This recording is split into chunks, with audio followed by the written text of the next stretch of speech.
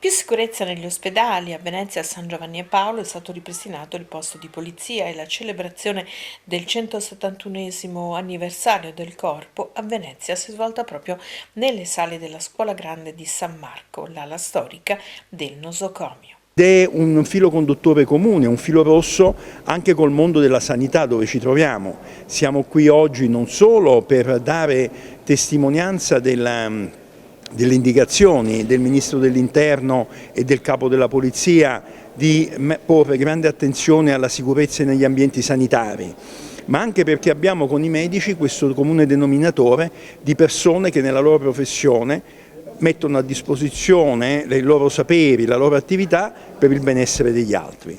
Il risultato è sicuramente positivo perché i dati ci danno ragione, perché c'è un calo soprattutto dei reati predatori, però questo non significa che non ci sia la percezione di sicurezza da parte dei cittadini, quindi credo che la nostra mission sia proprio quella, lavorare, rafforzare la presenza per strada, vicino soprattutto nelle solite aree a rischio che conosciamo, ma dare un forte segnale di presenza non solo per essere vicini, ma per testimoniare che questa mission la facciamo al fianco dei cittadini. Premiazione di rito ai poliziotti e alle poliziotte che si sono distinti in azione di merito alla presenza anche del prefetto. Abbiamo chiesto cosa comporta per il Veneto la dichiarazione dello stato di emergenza per i migranti. Decreto emergenza per i migranti in Veneto, a Venezia, che cosa dobbiamo aspettarci?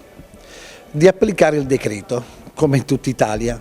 Il decreto emergenza o meglio la dichiarazione dello stato di emergenza è un ulteriore strumento volto a creare le condizioni migliori di accoglienza, poiché come voi ben sapete ormai è un dato acquisito, ci sono molti migranti, però fino a questo momento nella Regione Veneto, al di là di situazioni particolari, fino a questo momento siamo riusciti a gestire in una maniera molto efficace questo fenomeno. Prevedete quanti arrivi anche alla luce degli sbarchi?